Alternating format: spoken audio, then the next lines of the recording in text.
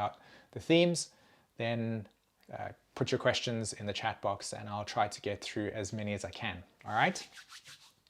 So I think let's do this, right? Let's jump straight into it. So now I am going to switch to the first slide. So let's see if this all works. Yes, magic. Okay. So I need a resounding yes. I can see the page on the screen. So if you can let me know about that, that'd be great. Yeah.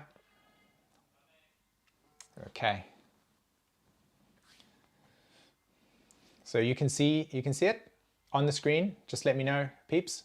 By the way, yes, you can. Okay, fantastic. I just need to have that confirmation. Otherwise, I'll just go through a whole entire process and yeah, okay, great. Okay, so everybody is curious about 2023, right? What's the transits that are going to be taking place for us, right? So of course, right, you are sitting here, you're curious about 2023 and you want to know how you can actually navigate this river that we're going to meander down, this river that is called 2023, in a way that ultimately helps you and empowers you. So that's what we're going to do.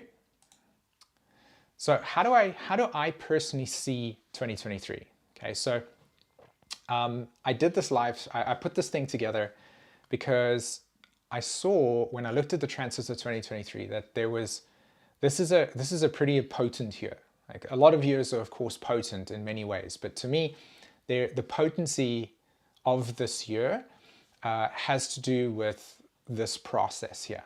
Okay, so how I see 2023 in terms of astrological transits, and the reason why I'm doing this live stream is to convey the message of metamorphosis, right? To convey the message of transformation, and ultimately to convey the message of how there is a stepping out of a chrysalis and spreading one's wings.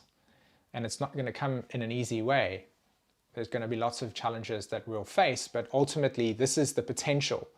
And there's an arrow on the screen here on one of the chrysalises, because that is how I see 2023.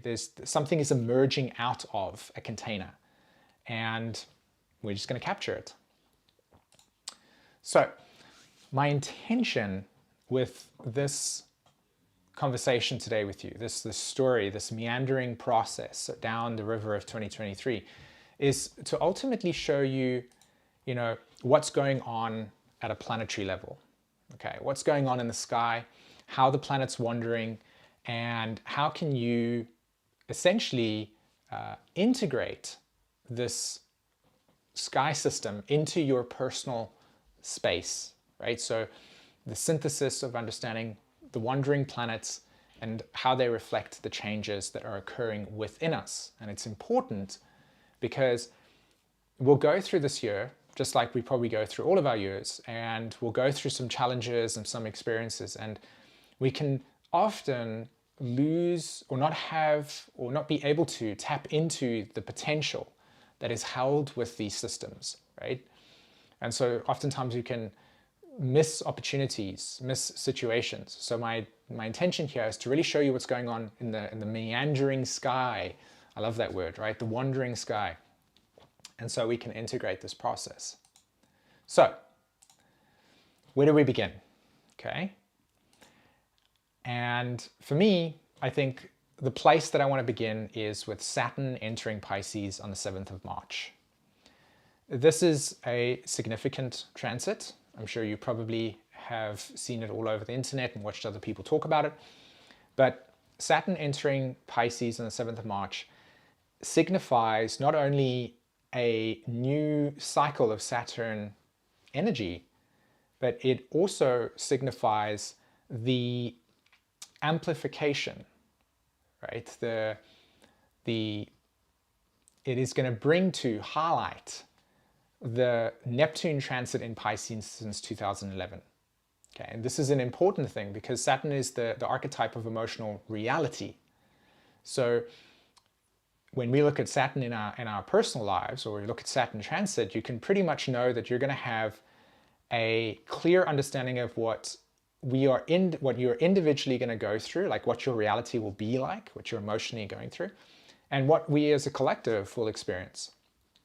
So it brings the reality into things, right? It grounds things, it brings the soberingness of reality. So Saturn entering Pisces highlights Neptune, which has been there since 2011, and it also is a catalyst for the Pluto leaving Capricorn. The Pluto is at the end degree of something. Pisces is at the end degree of something. So there's a synchronicity between Saturn entering Pisces and closure, and emphasizing, highlighting Neptune's planetary system through Pisces, and also reflecting the culmination or closing up of Pluto in Capricorn. And of course, Saturn is the planet associated with Capricorn, so it's a repeating theme there. Okay, so why is that important? Why is the Saturn transit important? Because essentially what's going to happen is that we are going to come to the end of something, okay? And this imagery here just captures it so much because there's this kind of cosmic Pisces essence to it.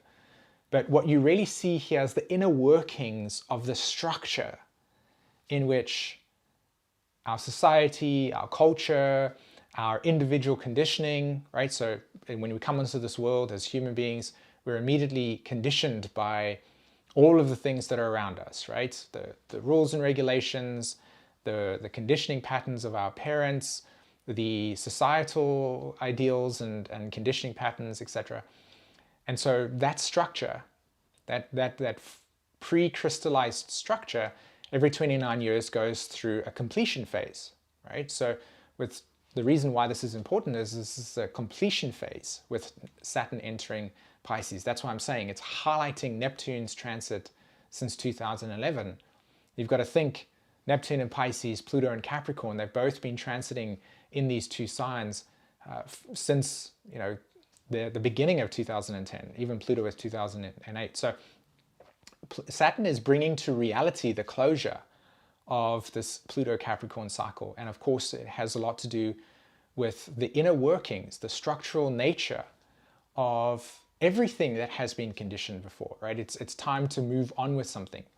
So Neptune will decay everything. Everything that is decayed, we will now see it. Everything that is no longer functionable in a society or in your internal life, anything that is essentially not part of the Aquarius energy will be revealed here in order for that to be culminated, closed off. Things will decay. You will see the decay. You will see decay in economy. You'll see the decay in any structure that represents the past. What I like about this interesting picture here, so if you take a notice just under like the clockworks, you can see there's two eyeglasses, right? Like two goggles.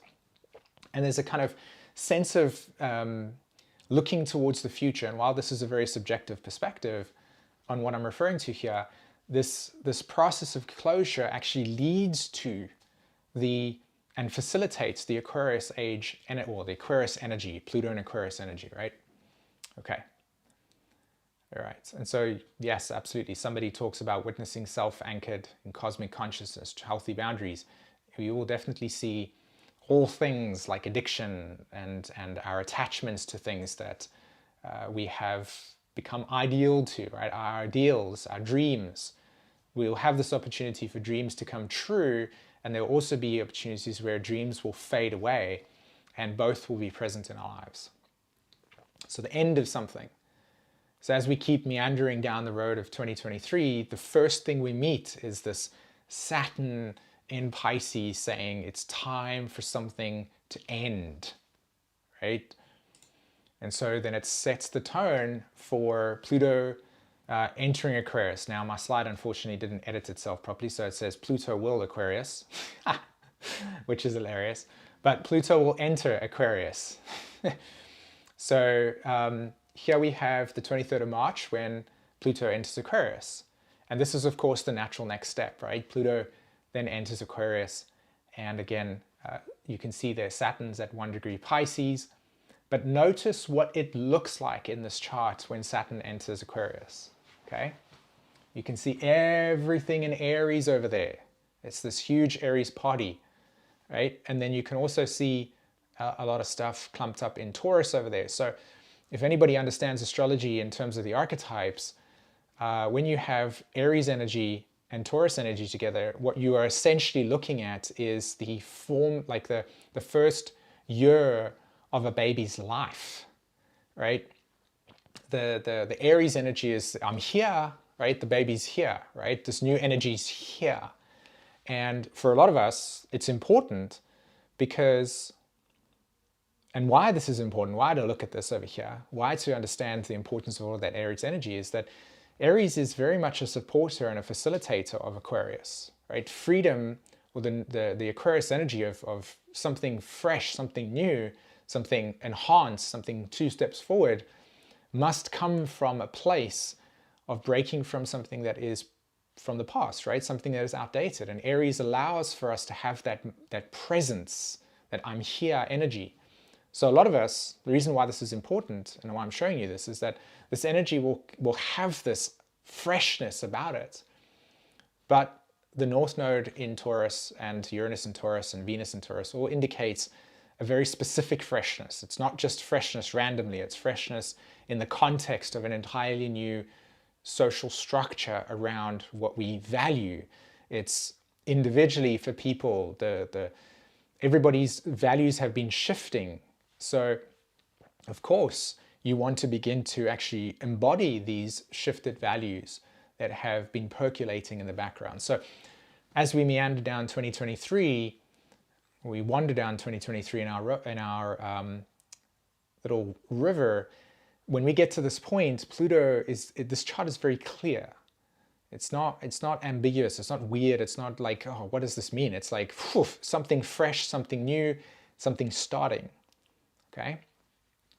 So that's a big transit, and that's, of course, I mean, for a lot of astrologers and for people that follow astrology and things like that, this is a huge event. So what does it represent? In its most simplistic form, change, right? Elevated change, if you can even read this way, right? It's an elevated change. It's a shift in direction of something. This energy is here to bring to the collective, for a very, very short period of time, a fresh perspective on something, okay? So this energy of change will be very apparent. Anything that you do, like you change work, you change your computer, you change your clothes, you change job, you change house, anything that changes for you is always met with this experience of something that has come before and something that is, of course, moving ahead. And that's pretty much what that energy will feel like, right? So Saturn comes into Pisces, it starts to bring into reality things that have become archaic, and then Pluto enters Aquarius and we're like, right, let's do something new. However, there's something up Pluto's sleeve that is going to go unnoticed for a lot of people. And so that's why I'm showing you this and why this is important, okay? Pluto and its impact on the lunar nodes. So throughout 2023, Pluto is going to square the South and North Node, the lunar nodes, okay? So initially, and even at this point in time, Pluto is in a square to the South Node of the Moon and the North Node of the Moon, right? The North Node is represented with the Taurus, the South Node represented by Scorpio. The Pluto squaring the nodes has many different aspects to it, and it's actually pretty difficult to try to assimilate everything all at once in terms of how this Pluto is going to change. So like I said, Saturn comes into Pisces, things that are archaic, that have become exhausted, must be cleansed out. Pluto enters Aquarius, it initiates change, and then Pluto says, haha, I actually tricked you. Actually, we have to deal with a bunch of things first. So the reason why, let's see if this works. This slide is how I see 2023, is because in order to understand this slide, you need to understand this, okay? What Pluto square the nodes is essentially saying, and let's see if my slide over here facilitates it. Nope, it doesn't. So what Pluto square the nodes essentially saying is that in order for us to really move forward with all of that Aries energy that you saw, you have to look at the parts that are still lingering, that are holding you back, okay? So from the perspective of evolutionary astrology, if you were to understand a square to the node, you have to understand that there's a resolution. There's a resolution node, right? One of the nodes takes a priority to help move forward with something. So in the case of astrology, in the case of Pluto and evolutionary astrology, the south node is actually the resolution node. And to me, that makes complete sense, okay? So south node's in Scorpio. Pluto is the planet associated with Scorpio. So what we have here as it enters Aries, as it enters Aquarius, is a necessary need to address any underlying psychological and emotional attachments that are related to the past that Saturn in Pisces will reveal to you. So a progressive disillusionment of any underlying psychological and emotional attachments related to crystallized conditioning in you must be addressed first. That's the key. That's why it's so important, right? So in order to facilitate the evolutionary path, to allow for change to take place, you have to understand this concept. You have to understand this process. And so it's going to be a process for us. The law of impermanence is the key word here, right?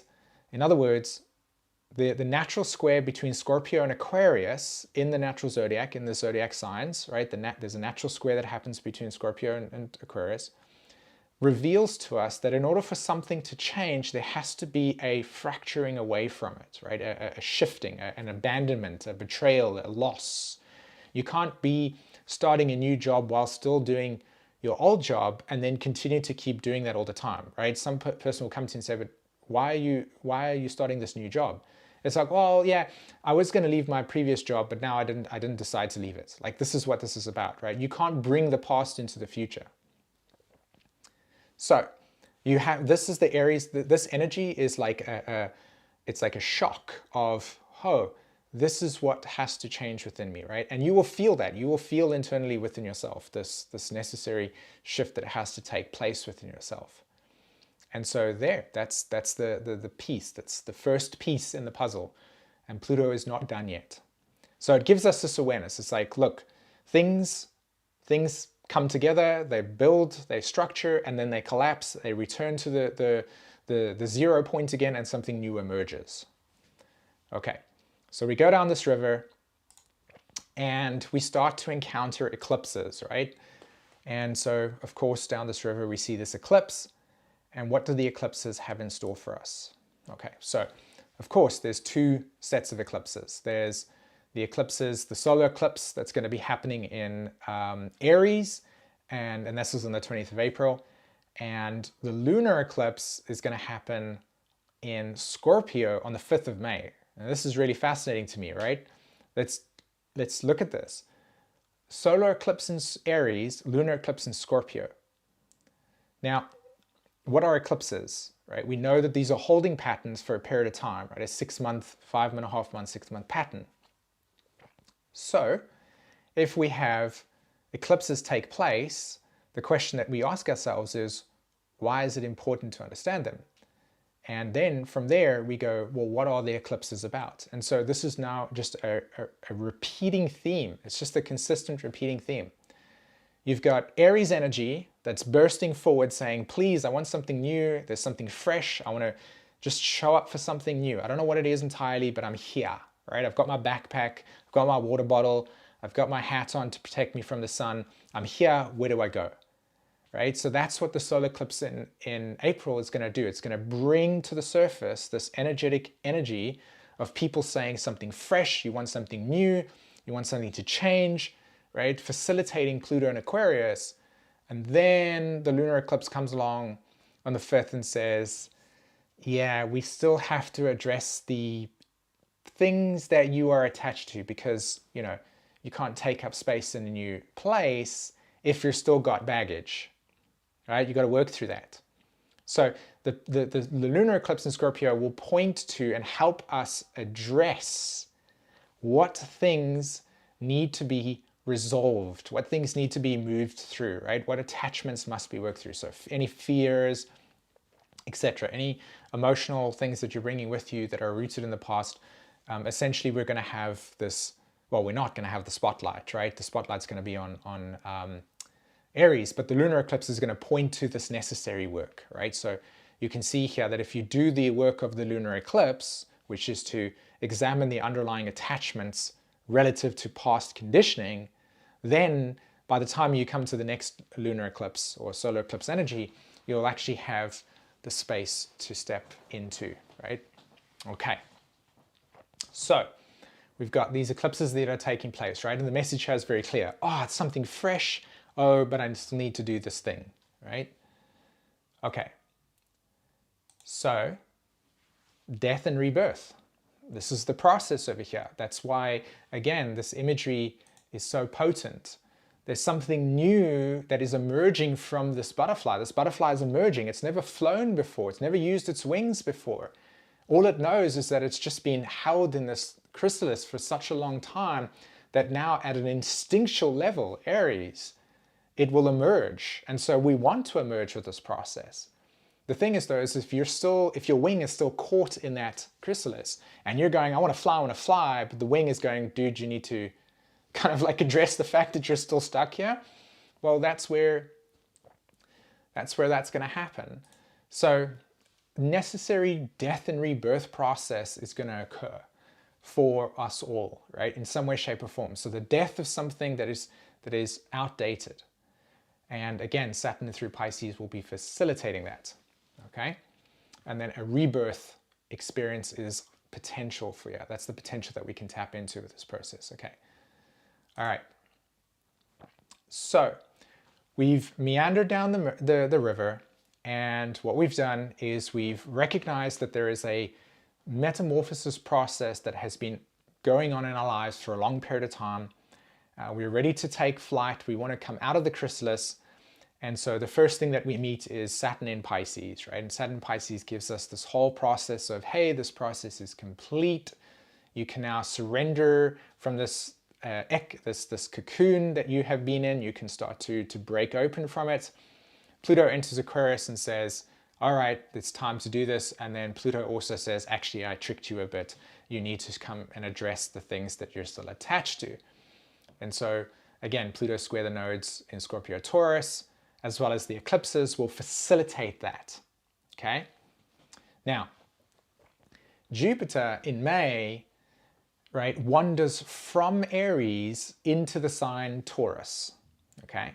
And this is a very significant transit, and here's why. Jupiter in Aries has been going, hey man, let's just make everything kind of like, I need to do something new, right? I need this fresh perspective, whether it be you're feeling the limitation, and you want to change something, Aries, right? I want to initiate, ignite something new. And so right now we're all in Jupiter and Aries and everybody's got this freshness that's in them. At the same time, there's also a complete gaping realization that the world in a collapsing phase, if you are still attached to the old world ways of doing things, what will occur is that you'll just see everything in decay, right? There will just be more and more progressive inflation, more and more progressive issues at an energetic and level, right? The impact of COVID. So what you're looking at here is you can be limited by your perspective or you can be embraced in something completely new. And that's the message with Jupiter and Aries. And as it meanders into the Taurus, it says, everybody that's done the two-step forward into that process, right? That movement into something new, will get the opportunity to begin embodying that.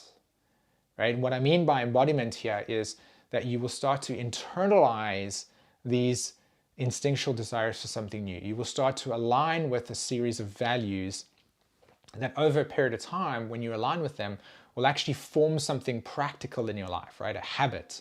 So it's the formation of a being, a way of being, a state of mind, a place within you that you want to anchor into yourself and say, this is my fresh self, or this is my new self, or this is the emergent self, right? And so coming back to this process of it once was a caterpillar, it went through a mutation process, and now with Jupiter entering Aries, you are embodying the new image of a butterfly, right? So you want to translate the butterfly into the things that you feel and experience within your own personal life so that you can actually make this, have relevance for you. So Jupiter wanders into Taurus, where it will stay for the rest of the year. Of course, it will do a retrograde as well. A few days, I think it's a few days before or a few days after, I'm not entirely sure. I did look at it, but I can't remember exactly. But Jupiter will also square Pluto, which of course makes a lot of sense, right? Because when anything touches Pluto, it's going to go through an examination and an exposure of that which needs to transform, right? That's what needs to mutate. So it would make sense, to me at least, that Jupiter squaring Pluto will bring to our attention any philosophical and perspectives, truths that we hold, myths about ourselves that are part of the past will no longer work anymore. It's just as simple as that, right? Aquarius wants us to take a step in a new direction, right? It wants to accelerate us beyond something that has previously been structured in place. So naturally, Pluto squaring Jupiter will imply a stress internally for us to want to step into that new. So it has a binary. It's the stress to step into new, but it's also the recognition of the past. Remember, Pluto square the nodes. We're not done yet. We're not actually going into Pluto and Aquarius. We're going into Pluto and Aquarius, initiating a trick that will ignite a deep change that has to happen at the core of our being. That is what 2023 is about. The shift, the pressure to change, right? And so we will feel that 100%. So Jupiter going from Aries to Taurus, and the square is taking that excitement, like I explained, and shifting it into action, shifting it into embodiment, right? So you will now start to align with these values. You will start to anchor it in. You will solidify, earth sign, right? Bring it into the body, right? Through your actions, through your new habits and such. Okay. And of course, there's many other ways that this is going to express itself, but the idea here is to empower you and help you align with these energies and consciously work with them. Okay. All right, so we've gone down our river. We've arrived at Jupiter entering these two signs. It's pretty fun. It's been pretty cool. And now we come to arguably probably one of the most critical phases of this journey down this river in 2023, which is Venus entering Leo. Okay, so in June, Saturn's going to go retrograde, Pluto's going to re-enter Capricorn, and Venus is going to enter Leo. Now, if you haven't seen what happens in 2023, Venus is going to stay in Leo. I think it's up until, well, it's going to turn direct on the 3rd of September, but, and I'm not entirely sure, yes, it's going to be longer in there. So it's actually going to stay in Leo for quite a long time. So Venus in Leo, Venus retrograde in Leo is going to have a profound impact, all right? It's a really important transit to understand. And again, here's why. So this is kind of the supporting cast of this process, okay? So reflection is the key word that I want to give you for this period of time, right? From June to around about the next eclipses, as well as, when Venus is in its retrograde phase. The word reflection is a very potent word that I encourage you to utilize during this time. And here's why. If Pluto squares the nodes, and Pluto is playing the cosmic joke on us, where it says, haha, you want this new thing? And then it dangles it in front of you and you're like, yes, yes, yes, because we're so desperate for change. We're so desperate for something new in our lives with Jupiter and Aries, that we go, okay, yes, I want it. And then it just pulls it away more. And instead of getting this excitement of whatever Pluto is dangling in front of us with Pluto and Aquarius, we have this sense of connection to being thrown back on ourselves. Okay. I'm going to pause here for a second. I just got a message. Can you guys hear me clearly, please? Just let me know if you can hear me clearly in the chat before I go ahead, because this is one thing that I want to make sure of. So are you able to, is everybody able to hear me clearly? It's a bit of a delay on the chat, so I'll just get a second and then I'll continue with this process. I just have to reflect back to see, okay. Okay, you can hear me clearly. All right, fantastic. Okay, fantastic. All right, thanks very much for the feedback. Okay, so Pluto dangles this thing in front of us and it says, nope, sorry, not yet. We get a little bit disappointed and we're reflected back on us emotionally, right? And this reflection is there to induce and coincide with Jupiter entering Taurus. Taurus will be the archetype associated with Venus, right? Venus will also square the nodes through its retrograde, well, not, it won't square the node. Yeah, it's going to square the nodes, but it's going to square Uranus more so. And Jupiter also entering Taurus, Uranus and Taurus, right? But Venus is going to be where we will personally reflect on the values that are shifting for us, okay? So what I'm trying to say here is that as we go down this river, the significance of these retrogrades will force a state of reflection that will cause a necessary shift in values that will then lead to the realizations that the squares to the nodes are trying to do. The pressure that the squares to the nodes are doing will shift during this retrograde phase because we will come to certain realizations and revelations about the role that these retrogrades will play. So that period of time between June and September is going to be a very reflective space. And the reflection will literally will facilitate and hold the potential for a shift in perspective that will allow us to move forward, right? It will facilitate the purpose of the squares to the nodes. Okay, so reflection being the key word here. So on the 17th of July, right, the nodes then shift from Scorpio Taurus to Aries and Libra. And this is a big deal because the nodes take, you know, roughly 2.5 years or 18 months exactly, around about that time, to go through their cycle in a sign. So we've had Scorpio Taurus themes for a long period of time. Now they are shifting into the signs Aries and Libra. And on the 17th of July, this is going to occur. All right. And as you can see over here, Venus is this planet associated with Libra. Mars is this planet associated with Aries. And so there's also going to be a shift in the planets that we need to pay attention to in terms of understanding the evolution that we will be going through. Okay, so let me put this into perspective. The nodes will shift on the 17th of July, 2023, and they'll move into the signs Aries and Libra. South node in Libra, north node in Aries, okay? Okay, then after that, well, let me do this before, right? Essentially, this picture will highlight it. The North Node in Aries with all of the energy that's happening in Jupiter and with Pluto entering Aquarius and giving all of that new direction, there's a road ahead of us that we want to travel. Do you see, I purposely chose a road that we're looking forward to. We're not looking back on this road over here. We're looking forward and we're like, yes, let's go on this road, right? It's free, it's something new.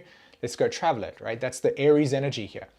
But then there's a mountain range in the road that says, actually, no, I'm going to block you. That's the Pluto entering Pluto retrograding back into Capricorn and the squares to the nodes, right? So there's this dynamic that's going to take place with the nodes shifting to Aries, Libra, in which we will be caught between forward motion, but a very distinct limitation in front of us, that will induce a necessary need to reflect back on the past to see the illuminating sun that Venus and Leo will see. Okay? So this image, I consciously chose it here because I wanted to capture the essence of these, the way that these energies will play out. There will be this conflict between the desire for something new, moving forward, and then this block that's in the way, that will force a necessary need to reflect back on the past. Is this the right way I'm going? Right? Right? If we see something in a block in our way, not all the time, but a tendency is to look back and say, maybe I should have taken a different road, right? I should look back. And when we look back, we see the sun. And in this case, this is Venus's transit into Aries, right? So you're getting the picture of what this reflection is going to be about. Okay, so then we've got these Libra, Aries, the nodes are now in Libra and Aries, and of course Pluto is still squaring it. But now Pluto is not squaring it in Aquarius, Scorpio, Taurus anymore. Pluto is in Capricorn, squaring the south node in Libra and the north node in Aries. So the nodal shift is going to be, it's a different tone to it. And the image I reflected to you before was that this tone is very much, it's about change. Libra, Aries, Cancer, Capricorn, these are archetypes, they're called cardinal, and what they do is elicit change. They facilitate a two-step forward process, one step back. So, as Pluto stops squaring the nodes in Scorpio, Taurus, those themes change. Pluto retrogrades back into Capricorn. Pluto is now squaring the nodes in Libra, Aries. This reflection space that we're in will lead to a change in patterning. So all of this reflecting will be experienced like this. Whoops, let's do this. Okay, a dance. And focus on, I want you to feel what this experience is like, right? There's a dance between the forward motion and the backward motion, right? This synchronicity between these two that are consciously aware of the space around them, right? South node in Libra, and also present with the moment as it evolves, North node in Aries. So there's this dance that's taking place, and how we navigate that dance will be very important. It will tell us how we will go through the door of 2023. And so it's a two-step forward, one step back. You know, this is a process here of shifting, right? Our feet when we're dancing are in a flow, in a movement, and it will be very much like that, right? It sometimes will feel clunky, and we may not get it right, or we stand on somebody's toes, South node in Libra, and it's going to cause an Aries energy. So expect during this time, while it will show up as a nice, beautiful dance, will also be highly socially charged. Okay, so on the 22nd of July to the 3rd of September, Venus turns into retrograde form, and that image of the reflection of the sun in the past in the mirror is important. What is Venus in Leo telling us about? And it is simply this, okay? It is simply this. Like I said, Neptune through Pisces, the culmination and the closure of everything that has run its course, where the emptiness, the meaningless of things will be exposed, and you will see the progressive decay and lack of water in process.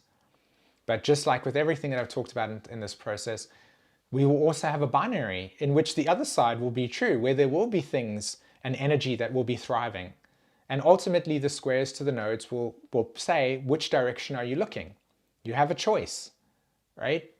The pressure to change will lead to ultimately a point where Venus will say, what has lost its purpose for you? What has lost its destiny for you? What do you no longer validate within the context of your essential needs? So you've got this job, you realize for a very long time that you're completely exhausted, you cannot maintain the energy levels for this, you've lost all meaning and purpose to something, but on the side of it, you know that if you put energy and aligned with that which is empowering to you, which is, you know, uplifting, which is meaningful, but it means sacrificing an ideal, then you get this, okay? And you get this. So this Venus retrograde is going to literally give support at a personal level how Jupiter through Taurus will work, and it will give us the opportunity to look at two sides. Which one are you going to be on, right? Do you want to stay in the cocoon, right, in the chrysalis over here with the image, or are you ready to take flight in this new way? Okay, so a big part of this process, because Aquarius has a lot to do with how do we exist within a collective, within a group, within association, right? A big part of this Venus retrograde is also going to carve out the necessary values, ultimately not necessarily carving out, but giving you the sensitivity to understand what are the values that you hold within yourself, that you will give application to, that you will give energy to, that you will give purpose to, that you will give life to, so that you can then begin to align with the association of people you want to be with, right? Where is that sense of belonging? Because when Pluto enters Aquarius, again, going forward, after it's done this whole little trick on us, being able to be in the right place, with the right group, with the right community, with the right place, it's going to be highly important. Because when Pluto enters Aquarius, it's going to say who is displaced and who has a sense of belonging, who is integrated into their truth and who is displaced, right? So again, South Node in Libra, right? Who are we going to be? What are our social dynamics going to be like, and how are they going to change? Again, the squares to the nodes are facilitating a very specific message. The first, when Pluto is in Aquarius and the nodes are in Scorpio Taurus, this is about anything that is still attached to the past, that needs to be rooted out. And when you look at Pluto in Capricorn, square the nodes in Libra and Aries, it will be about how we interrelate, right? That will shift. It will be reflective, and it will then shift to how do we interrelate, right? Who do we belong to? And again, you've got to think about the big picture here. This is not just one moment in time. It is a moment in time, but it is a moment in time strung together in other moments in time. And so this over here is shaping the rest of the Pluto and Aquarius transit. You need to be able to know what values you have in order to align with the groups that you can belong to, right? You can't be in a community of people that are astrologers and absolutely despise and hate astrology. Like, it doesn't work. You won't find common space. There's no association. You can have debates, but that's as far as it goes. You can't actualize there. Because again, the butterfly coming out of the cocoon is actualization. Okay, so now let's take a look at the eclipses for October.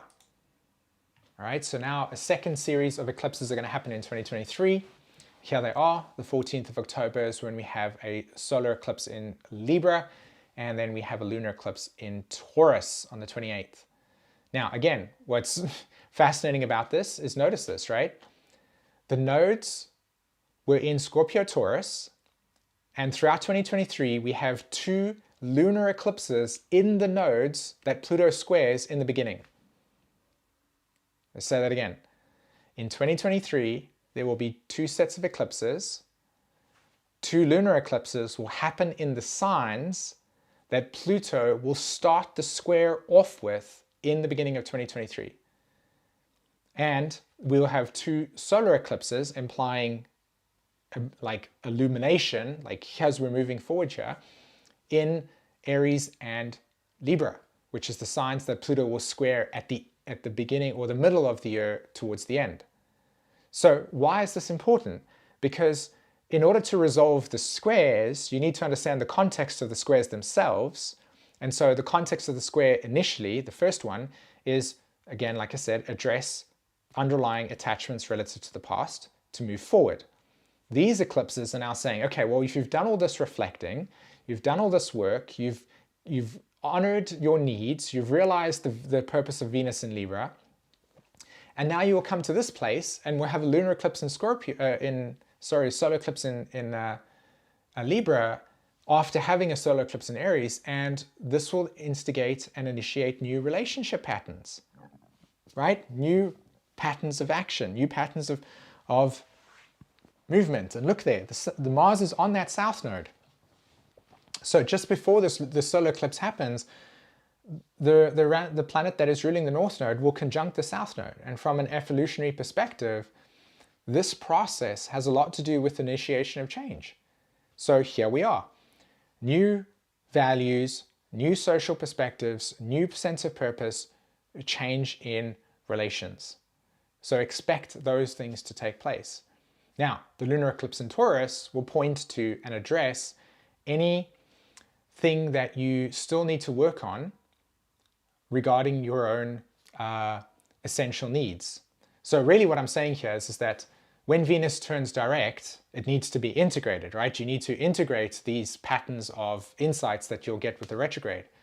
And that is what the lunar eclipse is about. It's the progressive integration over time regarding the insights you'll have with Venus in Leo, which we know is about the creative purpose. And notice the sun in Scorpio at 5 degrees over there, in a direct opposition, of course, to the moon and Jupiter, which is retrograde. So pretty profound stuff here, right? So we've gone down this river, we're meandering, we first see Saturn in Pisces, and we go, okay, right, Saturn, tell us things are about to end. There's some healing that needs to be done. There's some disillusionments that we need to go through. There's some closure that we need to go through. Pluto enters Aquarius and says, hey, it's time to move forward and change with something, and then tricks us and says, actually, you need to address these things that you're still attached to. Then we have the process of eclipses that will facilitate and highlight the resolution of those nodes with Pluto. And then we have June, where we have a bunch of retrogrades. Saturn goes retrograde, Pluto even in retrograde form and re-enters Capricorn. Then we have Nodal shift, which is a significant thing because it takes just over 2 years for that to happen. So the entire perspective for us will shift from the Scorpio Taurus to Libra Aries. And so now we're in completely uncharted territory. And as we go down that road, the first thing that we need to address is, what is the truth in your heart? Once you've done that, you will then be ready for the solar eclipse and lunar eclipse energy, which is the integration of your heart into your values so that you can then move forward and align with authentic and new relationships. That's the purpose here, okay? So, how do these things work? How is this going to work? Simply, everything is interconnected and intertwined, right? That's the truth of Pluto and Aquarius. And so you're going to be, and we're going to be seeing the parts of ourselves that are in stress, what relationships are stressful to us, are stressing us, what are feeling tension, and what relationships bring us ease, right? Where is there flow and truth and reality and organization? And of course, you as an individual have access to this information, whereas people that are in the collective, they will experience the stress, right? There'll be lots of conflict that will come from it because people are trying to reorganize how their interrelationships work, which associations to belong to, where am I displaced, where is the stresses of my life pulling on? And of course, Saturn in Pisces will reveal how everything is all interconnected in this process. So that's a big deal. So in December, the planets right at the top there, in December that go direct will be Chiron, the asteroid, Neptune, and then Jupiter, right? In that order. So what this tells me is Chiron Aries is about how do we heal the impact of the past. So one of the ways that I talk about this is, of course, in the past, there was very little space for people to be individuated. Okay, the collective truth and myth was, here's what you should do, it's good for you this way, go and do that. Whereas we live in a world right now where there's a lot more space for people to have an individuated perspective on something. And so instead of going to the job that your parents told you was secure, you can actually actualize a special interest that you have that provides value to people in their lives. So astrologers in the past were seen as mystics that would look at the sky, and while astrologers today can still have that stigma attached to it, a lot of people have stepped into the capacity of being able to follow their own interest in astrology and make it something that is real for them. And that goes for everything, right? So Chiron Aries really facilitates this process of something shifting into something new. And then of course Neptune and Jupiter will bring into context the way that we as a collective have shifted and changed, right? Bringing in the realization of this metamorphosis process. And so the pressure to change will ultimately lead to people taking flight. That's the power, that's the potential. Okay, so that is it for this process, and I want to make an announcement in this workshop over here. I don't want you to forget, but I mentioned in the previous video that me and Jen have put together a fantastic workshop where the intention is to take you on a journey of integrating, so how to actually work with the energy, how to integrate the energies of 2023, right? So we've put together a really cool workshop, or workshops, should I say, where the intention is to help you integrate the energy. So it's not sufficient to just know these things.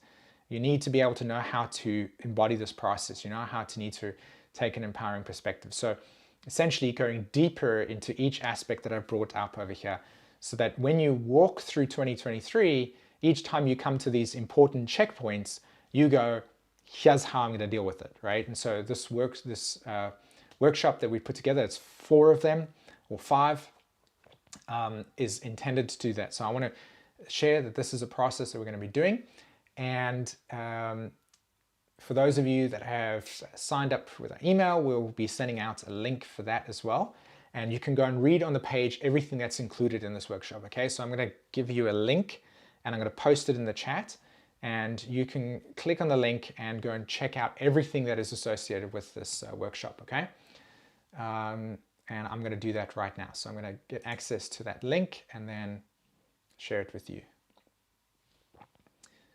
So let's see if I can find it for us.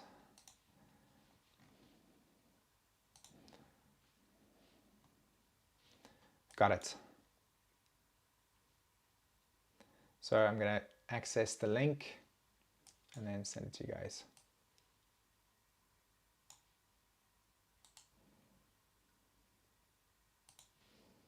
Okay, let's see if this works.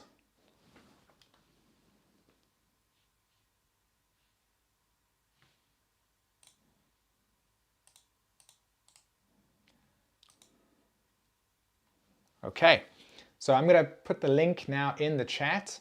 It is now available, so you can go and read up about what this workshop is going to do.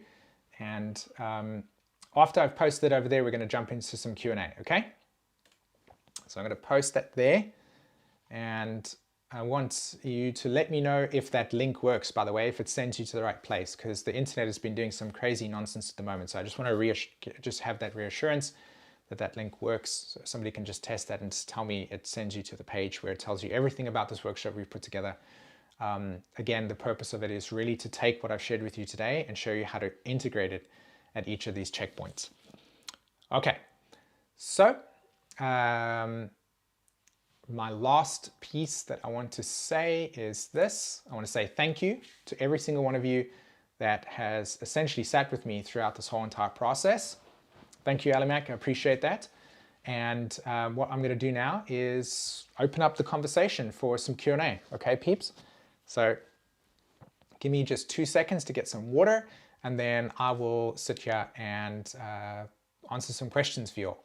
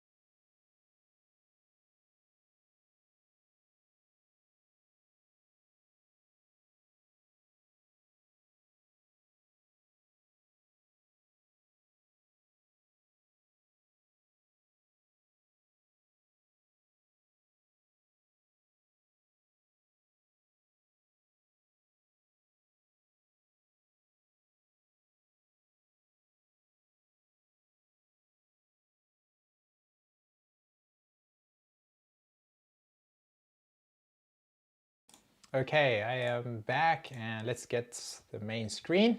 Yes, nice. Okay.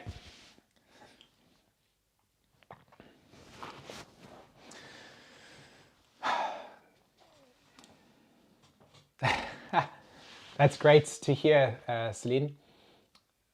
Awesome, appreciate it, Jack. Of diamonds, the roadmap, exactly. Another question. Okay, so like I said, I'm going to be, thank you very much for checking that the link works. I much appreciate that. I'm very excited about the workshop process. It is it's a new way of being able to take astrology, and in the past we used it as prediction, right? We used astrology as prediction to kind of calm the anxiety of the future. Whereas my mission is to really help take the astrological symbols themselves and the reflections, understand the pattern moving forward, and then how to reciprocate and integrate that so that your own consciousness or awareness expands along with the process, right?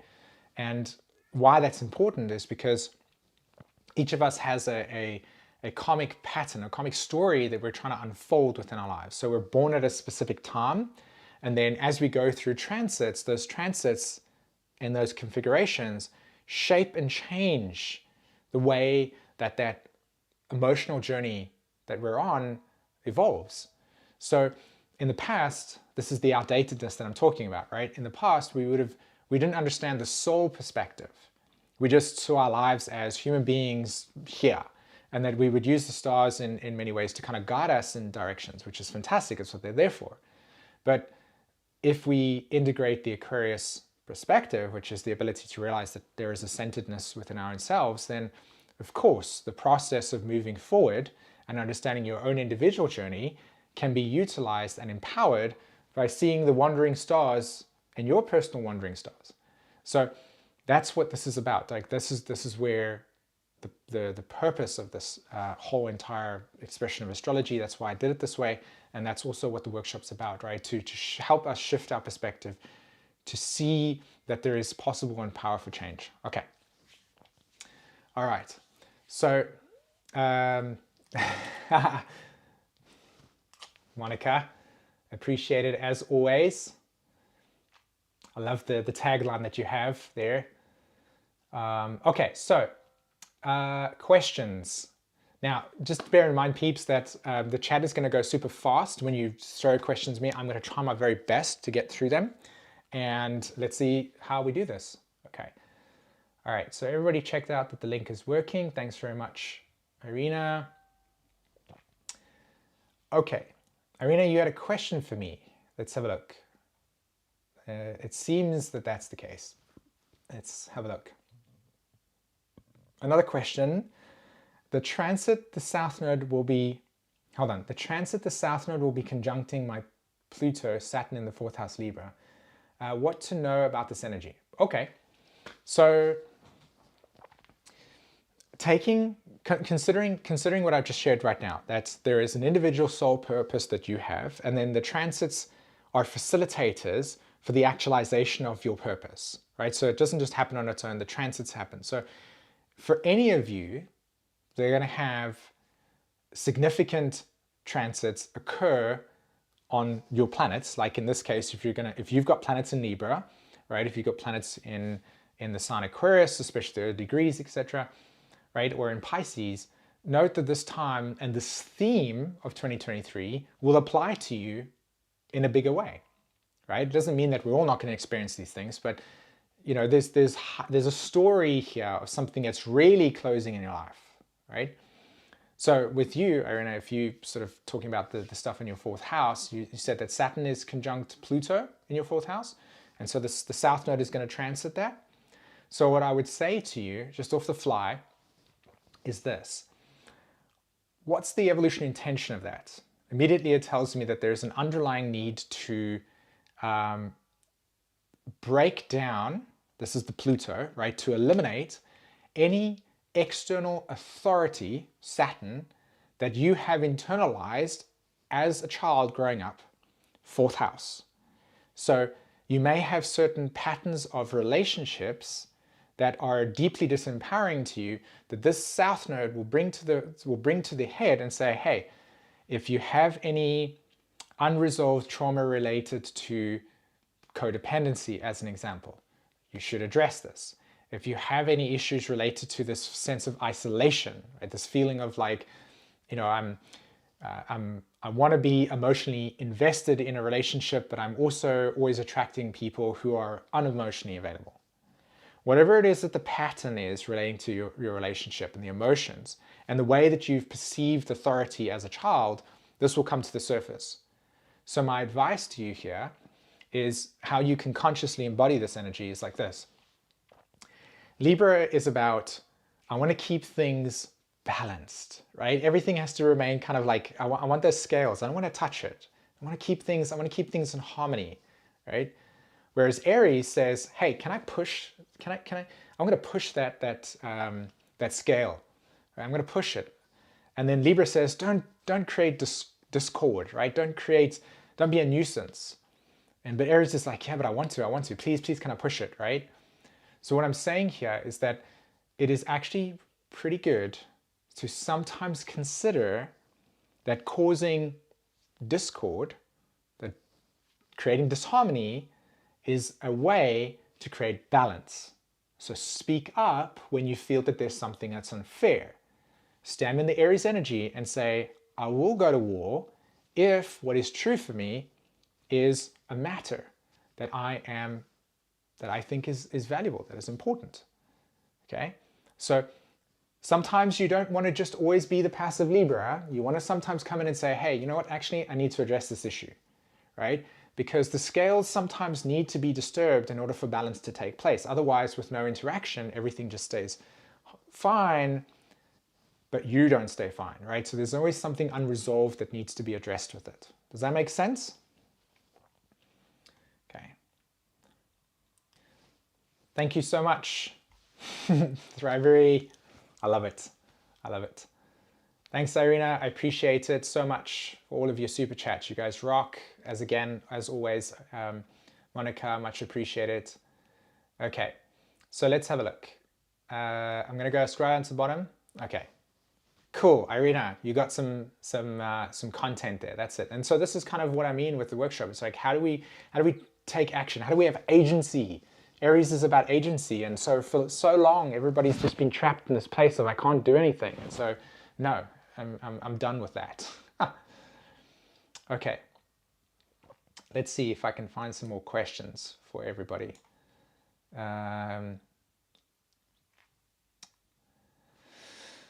Okay, Iman, gotcha. Question, how do you see the integration of the energy of Pluto back in Capricorn with the ruler Saturn in Pisces? Okay, so ultimately this image, let's go to this over here. So right at the beginning I showed this image, okay?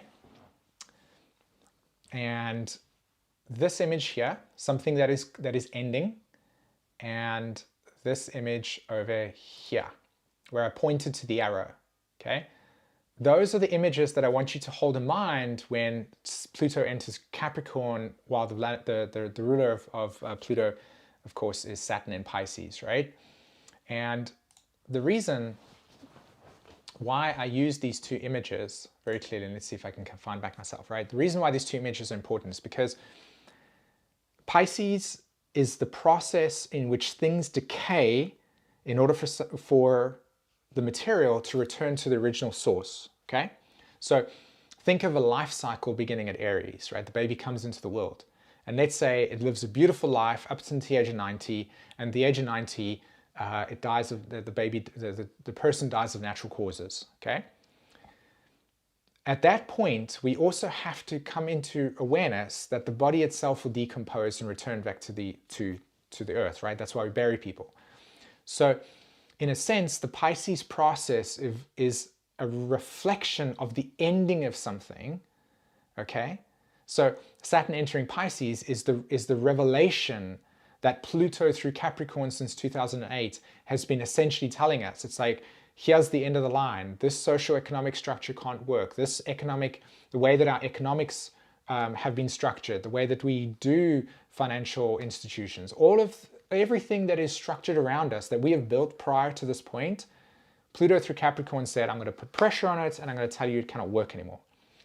That point where Pluto entering Pisces, getting into Capricorn and squaring the nodes Libra is literally the point where Pluto says, okay, I'm out of here super soon. Like I'm heading out of Pluto through Capricorn. And most of us are like, oh, thank God, right? But in order for that Pluto to leave, to go through the door, we have to do that dance. That's why I shared that picture there of those two people dancing, because it's a process of moving through something and saying, I'm ready to move on, but I need to still address that which I am attached to. So everything that is collapsing, right? So we'll go through some grief, but it's a process of closure, okay? I hope that that answers that question. Okay. So, thank you, Simon. That was a clear explanation. I love it. Thanks very much, Jasmine. I appreciate it a lot. Stefan. Okay, Stefan the Jupiterian. I'm so sorry I got your name wrong. Oh my gosh. My bad. Okay, so Saturn will transit your 4th house of home, okay? Will hit your pot of fortune in Pisces, then it will hit your sun sign in Pisces, your North Node. Okay, so we'll hit your pot of fortune. It's going to all be in your 4th house. It's going to hit your sun in Pisces and your North Node at 11 degrees, then Venus at 20 degrees, okay? Will it be a time of upheaval and remodeling? Saturn in Pisces and then the North Node. So is the North Node in Pisces along with Venus? Is that true, Stefan? If you can acknowledge that or let me know, and then I will move on from that. Stephen, there we go. We're going to get there, right? Thank you, my friend. I appreciate that. Okay, so is that true that your North Node's in Pisces as well as Venus? Is that true? Okay. All right, let's see.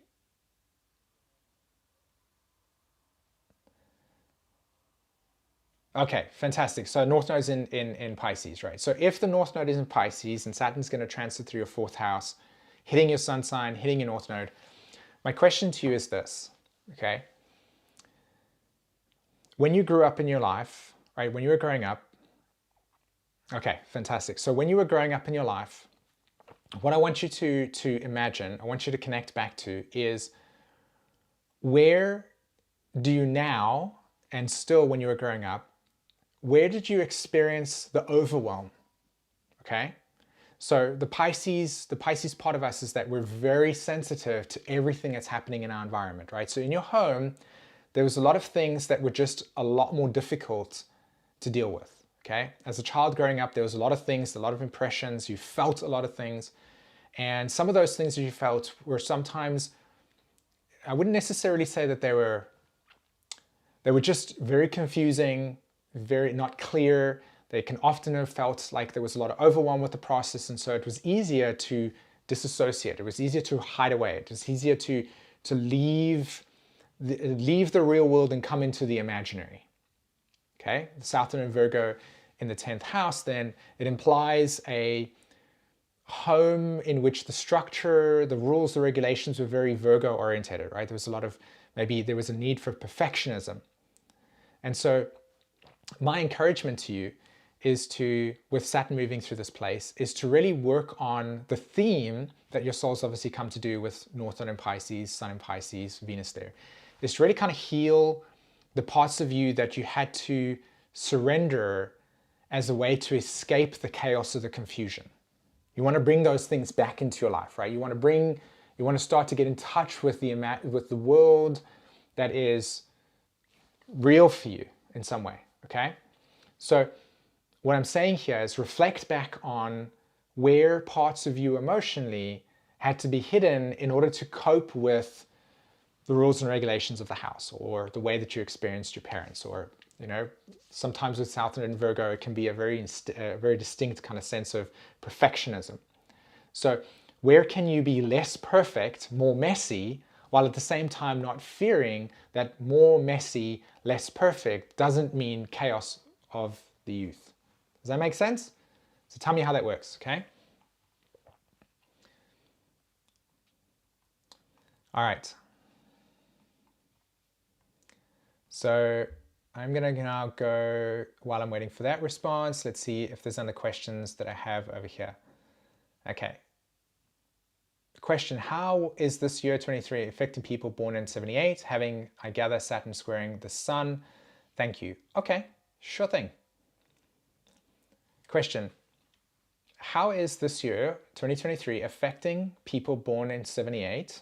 Okay, so people that are born in 78 are going to come into Saturn. Neptune is on your south node.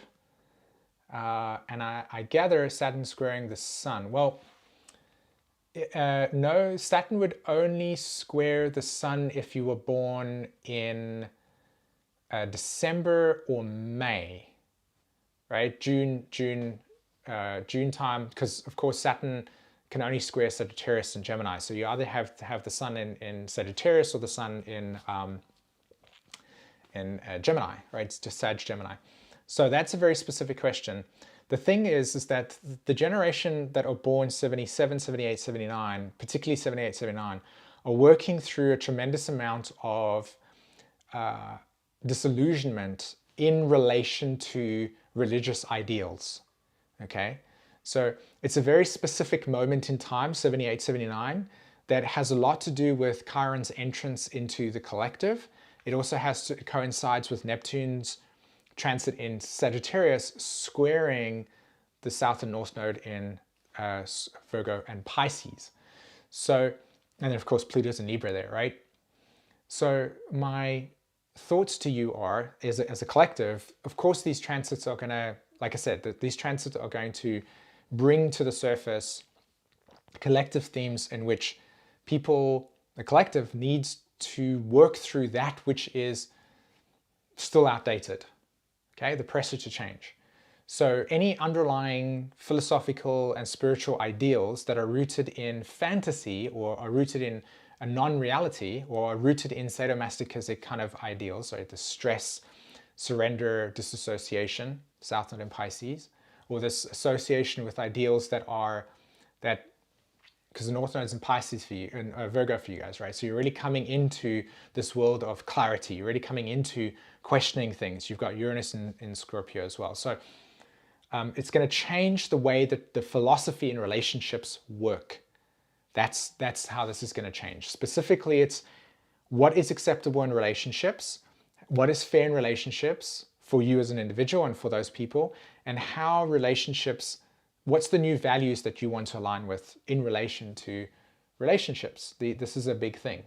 So Pluto and Libra generation, relationships, meeting one's needs, this will impact them in a way where the shift in how you orientate and structure your cosmology and then how do you validate what relationships are good for you or not, right?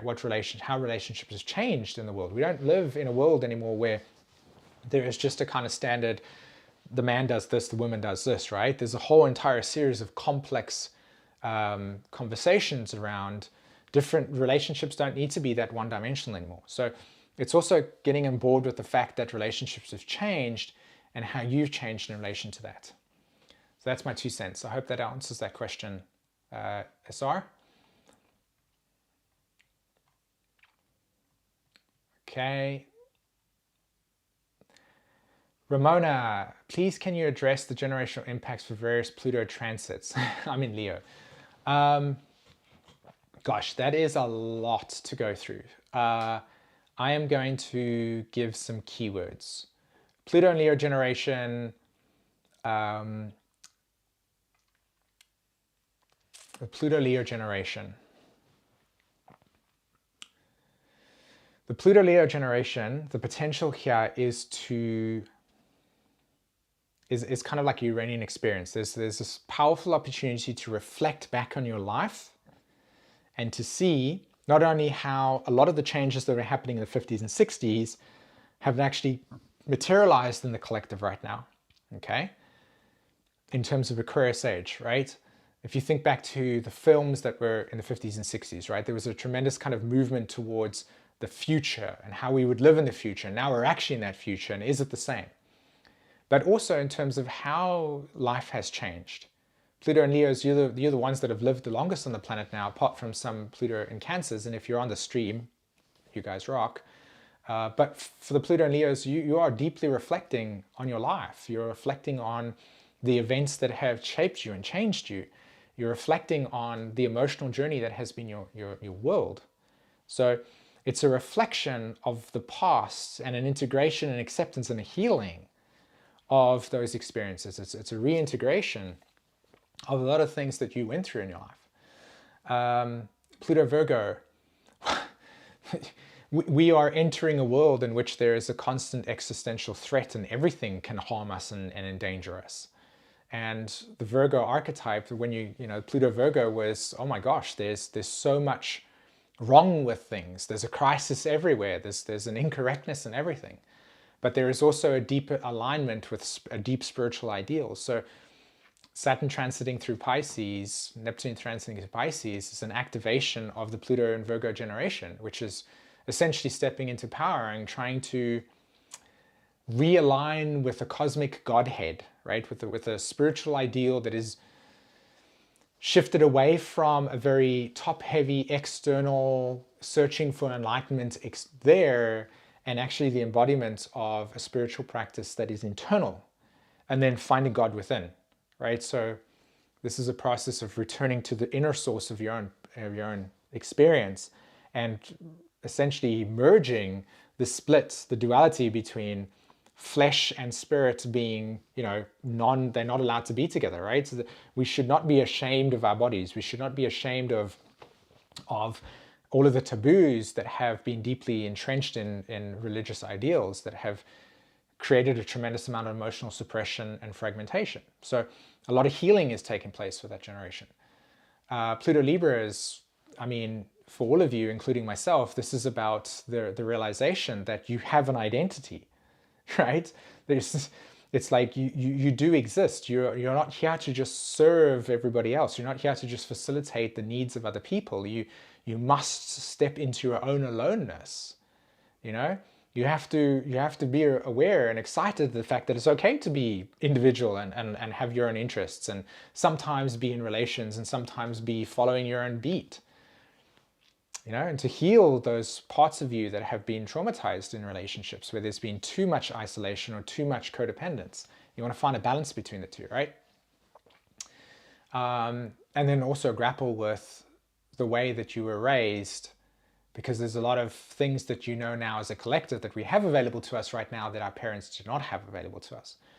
And so, you know, there's a lot of wounding around, you know, the realization of trauma and such like that. So it's also grappling with the fact that we're a part of a generation that were raised with an old paradigm and now have access to these tools to heal, but, you know, where is your displaced empathy or displaced anger, etc. So how long have we been going on this slide? An hour and a half? Okay, sure.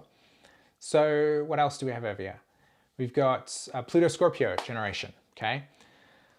Well, you grew up in a world where in America, 9/11 took place amongst many other wars that were taking place, right? And everything just changed. Security started to come in, tech started to come in, Facebook started to come in.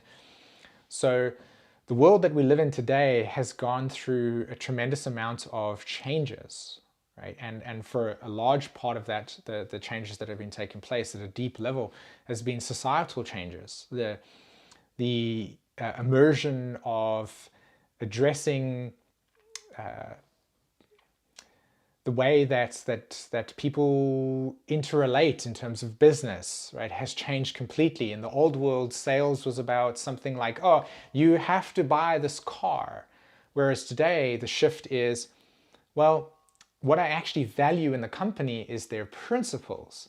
And so if I choose to invest or subscribe to or belong to something, then I'm going to do it based on the value of the company and the transparency and the way that it makes me feel, etc., and what role that they play, as opposed to in the past where it was just companies, you know, just inundating you with the kind of sense of, you know, it was a sales thing, right? Knock, knock, here's this person trying to tell you that Yeah, so there's a shift in principle, there's a shift in values, and of course there's a massive shift in the realization that our bodies and our senses are essential and crucial to an alignment process that begins with Pluto and Virgo, right? The realization of the Godhead internal, then this change in direction, the realization of the self, Pluto Libra, and then Pluto Scorpio. So okay, well, the next step is to integrate that into an action, into the body. So there's a tremendous shift in being able to heal the body as opposed to being disassociated from it. So the Pluto and Scorpio generation really brought to the attention the metamorphosis in the collective around old world and new world, right? Neptune and Uranus in Capricorn.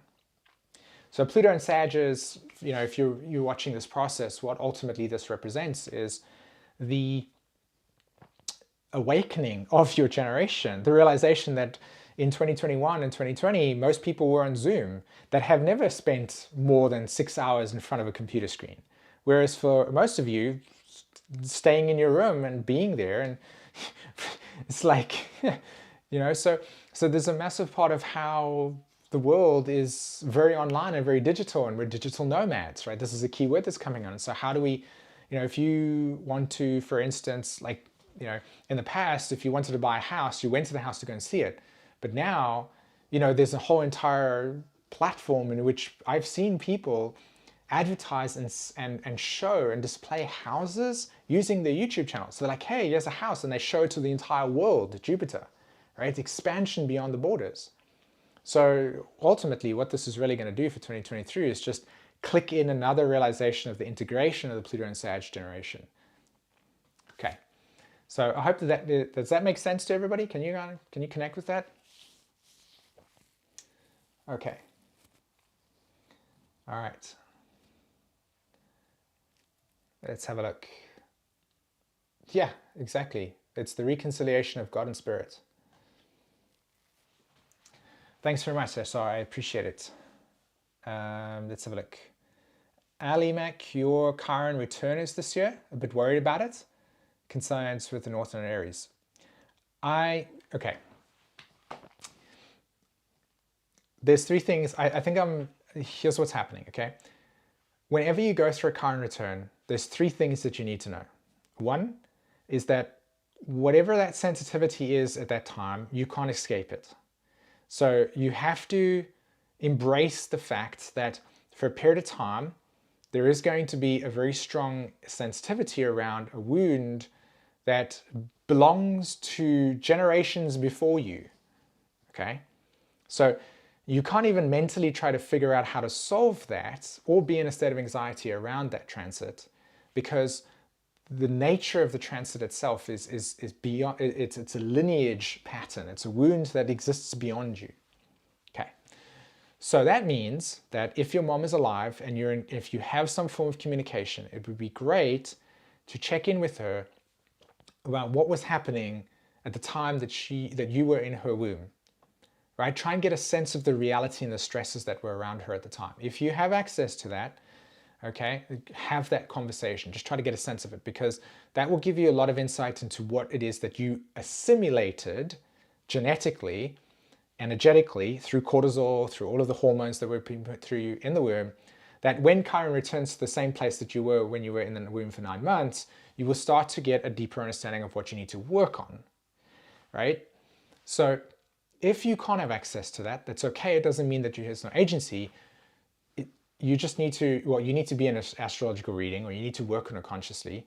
But I would say to you that what house and sign that it's in, and any aspects that it's making, right, that will be an important factor. Now, my suggestion to you with Chiron and Aries is this. Chiron and Aries, for an entire generation, is the realization that for a long, long period of time, your sense of agency, your capacity to feel okay with being just you, right, you didn't even know existed. So the wound is, at a collective level, it's how do I be me? How do I be me? How do I do me? And not feel guilty for being self-orientated? How do I not feel guilty for enjoying something and not having to accommodate something? Right? Aries energy is the hero quest in us. Aries energy is the presence of being, right? But a large percentage of our culture has been deeply conditioned by a Pisces age kind of ideology, which is it's kumbaya. Everybody, if that person's upset or you're upset with a person, you will say, I'm not going to tell them I'm upset with them because I don't want them to feel bad. And so I will carry the grief of what happened to me plus the guilt and the anxiety of not wanting to upset somebody else. And so this Chiron in Aries is the attempt to liberate from that by saying, hey, I realize that this is a difficult subject. It's going to be emotionally tough, but I need to let you know that this is a boundary that was crossed. And for me, it's important. So here's how I'd like you to, how we can engage going forward. What you've done here is you've realized the importance of agency and self-being. Now, in a collective, there's a large percentage of that world that's still present with us, right? Where you don't have choice. And so we're grappling with this wound that we have collectively around agency and the loss of agency. That's why during 2020 and 2021, when Pluto and all of those at least 2020, when Saturn and Jupiter were in Aries and it's squared in Capricorn and it's squared Chiron in Aries, we felt that. Okay. All right. So does that make sense? All right, so I can imagine she has passed. She was coping with a newborn. Okay, chaos. She's an only child. She was an only child. Motherhood hit her like a ton of bricks. Okay, so my instant thing here is responsibility. It's exhaustion. It's, oh my gosh, I don't have a choice. Tell me how that works.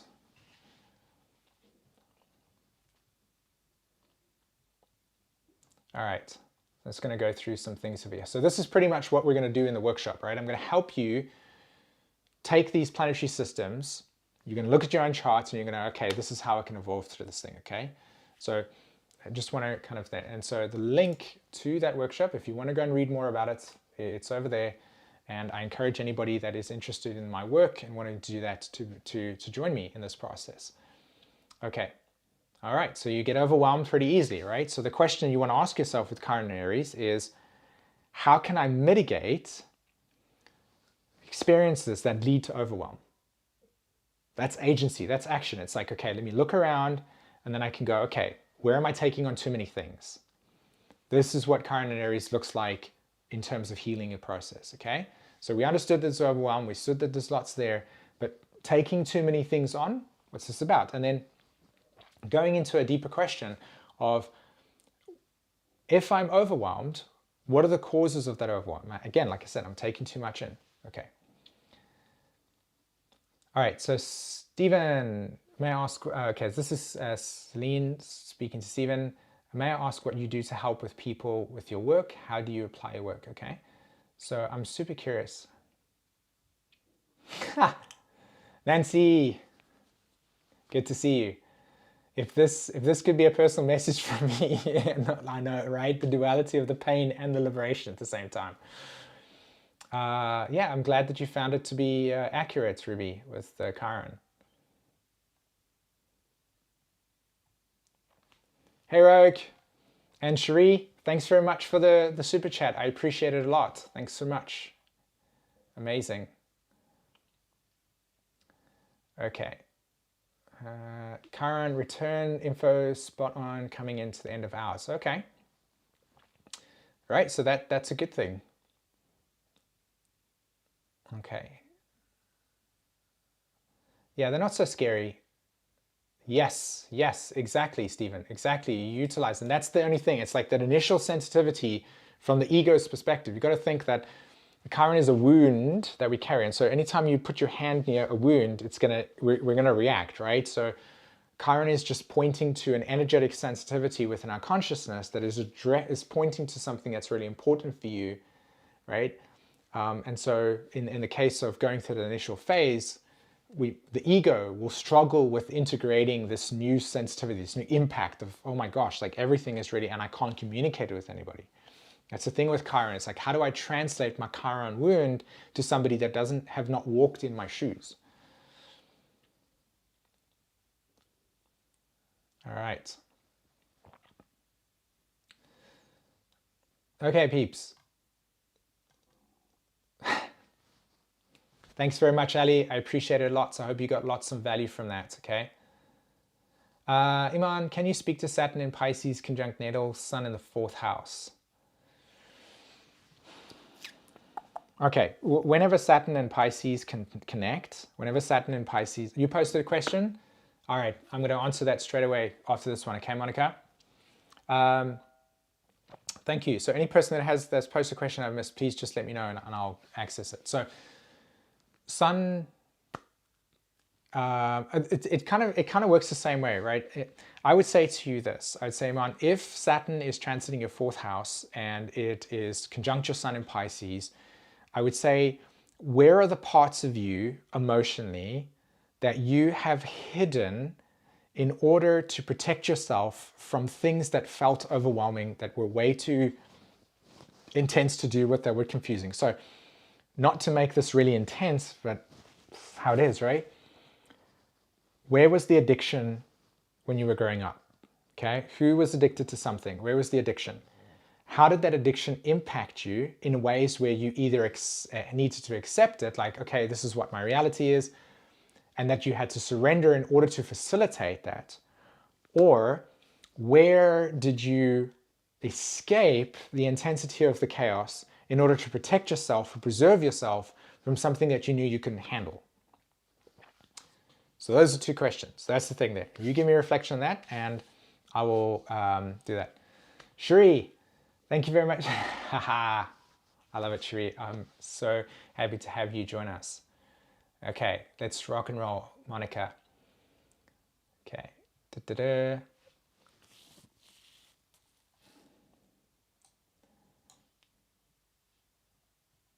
Do you know how far up it was, Monica? I'm gonna find it. I beat you to it. Let's see. You can repost it.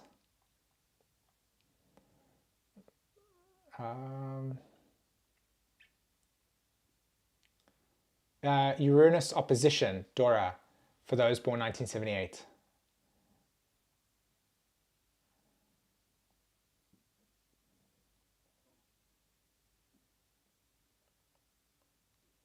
Okay. Tiffany, you also asked the question. So Tiffany, if you could, I'm reading it there. I'm gonna respond to Monica and then I can address that. I have Venus in Libra and Pluto in Libra in the 1st house. How does Pluto interact with me? Okay. Where is it? No addiction, but more escape from abuse family into study and higher education. Okay. Not too far. Okay. So the question here is, how have you managed to feel a sense of integration or belonging with your family of origin? That's the question I'm looking for here. Because ultimately that 4th house Sun is to integrate the parts of you that had to be, that you had to hide or escape into, that if you looked at the way that you relate to anybody, so the idea here is anybody that emotionally reminds you of your home, do you respond the same way by distracting, right? By going into higher education? How do you emotionally feel in your body when you are exposed to the environment that was similar to your home? That's the thing you want to be healing, and Saturn's going to bring that to your attention. Okay. I'm going to find this question, Monica. If I don't, could you post it? Let's have a look.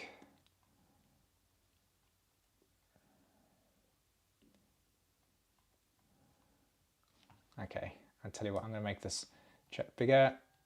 Let's see. I know your icon. I'm just going to have to, there it is. Okay, got it.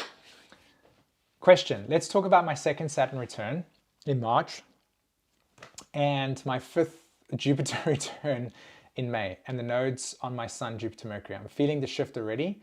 Left lots behind and what is next. Okay, so do you want to dialogue with me, Monica, in terms of like, when you say let's talk about it, or should I just kind of share my thoughts on it? Okay, there we go. Gotcha. Okay. Should I be looking, what should I be looking for? Okay, essentially, 2nd Saturn return, Jupiter in the 5th house. You know, when I think of, if I had to break it down, Monica, I would say 2nd Saturn return is always a phase in a person's life where the acceptance of their life story becomes real. So the first Saturn return is the realization that, oh my God, my life has, I'm not going to be here forever, right? There's a kind of realization of time. And so there's an importance, like we start to make these kind of very serious decisions around our Saturn return that set the course for the next 29 years of our lives. So what I would do for anybody that's going through the second Saturn return is look at what choices you made at your first Saturn return and see what that journey has been for you. So you need to reflect on that first Saturn return and how that changed you. Then what you want to do is you want to see how you've integrated that, right? The second Saturn return is the maturation of the self in my eyes. So that second Saturn return really implies a integration. And when I talk about integration, I mean like a deep acceptance, a wisdom. Oh my God, this is what it was for, right? All those choices and that hardship that I went through in my first Saturn return, I now get it completely, right? This is the world that I'm here for. So that's a big part of the second Saturn return. It's the ego returning into the structure of the psyche and the soul, and there's an assimilation. There's like an alignment process. It's like I've been around the block. So other transits that take place, like the second, like your fifth Jupiter return and the node shifting, of course, you know yourself what that Jupiter in the second house is, or in the third house has really been for you. So I'd go as far as to say that it feels to me that your voice is coming online, and the value of everything that you have integrated on the journey that is related to that first and between the first and second Saturn return will now go, oh, there is value to it, right? There's a reciprocant in the collective for that journey. And so I think that your voice will have impact because now's the time when the receptivity of that Jupiter in the third house and all those planets in the third house will align with where the collective is. Does that make sense? So that's my intuitive hit. Okay. Please repost, please discuss Pluto opposed Pluto Saturn conjunction. So I'm not sure. Repost, please. Discuss Pluto opposite Pluto conjunct Saturn. So the only person that's going to have Pluto in opposition is going to be somebody that's born with Pluto in Cancer. Okay? In first opposition, Pluto in first opposition, right? I'm struggling here because my brain knows that that Pluto in Cancer, Pluto in Capricorn is Pluto in Cancer, right? So it's like the Queen of England, for instance, has Pluto in Cancer. She would go through Pluto opposition. Yeah, I can see how you are flying the nest, Monica. You are out there already, but you did that work. You just told me, can we hold the space for you to do that transformation, right? So I'm not really sure how to do that. Please discuss Pluto in the first. Okay, right, gotcha. Okay, I got it. So Pluto is in the first in Capricorn.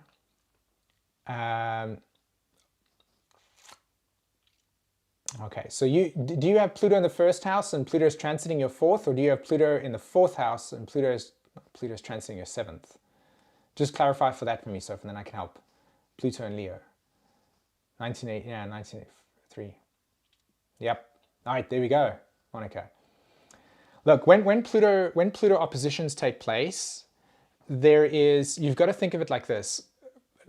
Any planet in a cycle is representing a process of expansion and materialization, like a conscious expansion of that energy coming into our world. So when you have Pluto in opposition, it's Pluto at the deepest core level in opposition to the original intention that it came into. So it's difficult to explain in many ways because I haven't really done it before, but at this level. But I would say that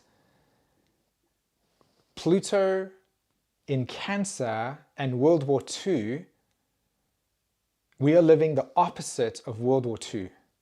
So a lot of the ideals that were around with Pluto and Cancer, like suck it up, hardship, the world is not going to care for your needs, you know, get into a stable job, and including the effects of war, World War II particularly, right?